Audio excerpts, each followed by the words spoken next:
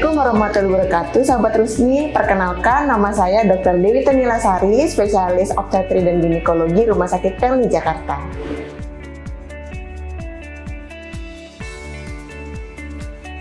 Kita perlu mengetahui dulu pada awalnya bahwa ibu hamil tensinya cenderung turun. Mengapa? Karena hormon kehamilan yang biasa kita sebut progesteron itu akan membuat tekanan darah akan cenderung turun.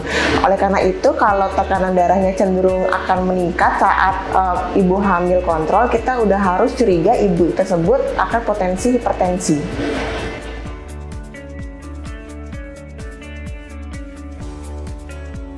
Kita juga perlu mengetahui tipe-tipe hipertensi pada kehamilan. Kita perlu lihat dulu apakah sebelum hamil ibu hamil tersebut sudah ada tekanan darah yang tinggi, yang itu biasa kita sebut hipertensi kronik. Jadi sebelum hamil pun pasien sudah memiliki tekanan darah yang tinggi.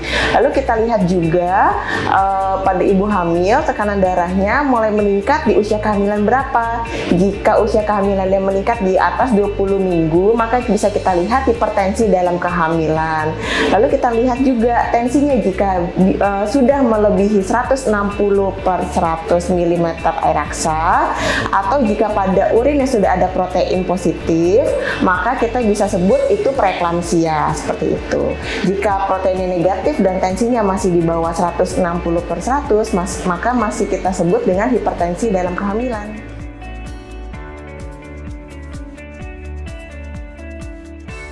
Hipertensi pada kehamilan kita bisa lihat kepada maternal atau sisi ibunya atau ke bagian ke janinnya. Untuk maternalnya kita bisa lihat efeknya karena tensi yang meningkat dan tidak terkontrol, efeknya bisa ke organ otak ibu. Contohnya misalnya bisa kejang, yang biasa kita sebut komplikasinya adalah eklamsia gravidarum, atau bisa juga stroke perdarahan pada ibu hamil. Lalu kita bisa lihat dari penglihatan ibu hamil, bisa penglihatannya kabur. Kemudian untuk jantungnya juga, jantungnya bisa kardiomegali atau bengkak karena tensi yang tidak terkontrol.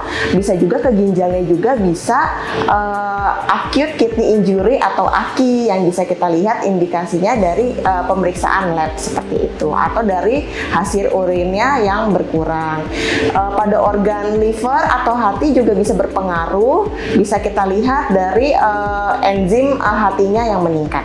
Kemudian tekanan darah tinggi pada janin juga ada efeknya loh. Misalnya bayinya jadi kecil, janin cenderung kecil, atau bisa kita sebut selanjutnya yang lebih berat lagi namanya IUGR atau pertumbuhan janin terhambat. Kemudian bayinya juga bisa lebih berat lagi IUFD atau intrauterine fetal death di dalam kandungan. Bisa juga air ketubannya berkurang atau semakin berkurang lagi jadi oligohidroamnion.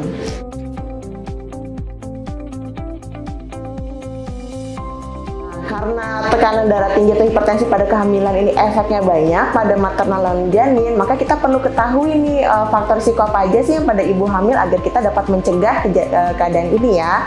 Misalnya ibu hamil yang berat badannya berlebih, overweight atau obesitas, maka sebaiknya sebelum hamil berat badannya diturunkan terlebih dahulu. Terus yang kedua, atau mungkin ibunya punya komorbid atau penyerta penyakit lainnya, misalnya ternyata ibunya ada diabetes mellitus sebelumnya, atau mungkin ibunya ada gangguan ginjal, misalnya ada sindrom nefrotik, sindrom nefritik. Oleh karena itu gangguan ginjal tersebut harus terkontrol dulu, baru sebaiknya ibu hamil tersebut program untuk hamil. Atau bisa juga ibunya ada komorbid lain, misalnya ada yang sering kita sebut sekarang autoimun ada yang lupus, ada juga yang APS, sehingga sebaiknya untuk pasangan yang ingin memiliki anak sebaiknya kontrol dulu untuk mengendalikan faktor risiko tadi agar tidak terjadi hipertensi pada kehamilan.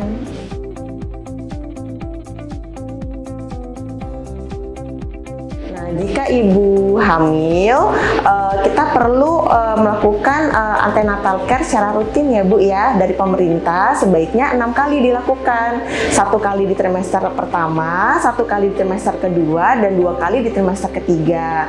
Nah, di saat kontrol antenatal care itu kita lihat kesejahteraan janin, begitupun kesehatan ibunya. Misalnya kalau pada ibunya untuk mencegah adanya hipertensi pada kehamilan, kita dari USG bisa lihat dari arteri uterinanya, apakah ada yang kita sebut notching atau tidak. Jika misalnya ada notching, berarti ibu hamil ini ada risiko ke arah hipertensi atau bahkan preeklamsia yang kita orang awam bilang keracunan pada kehamilan.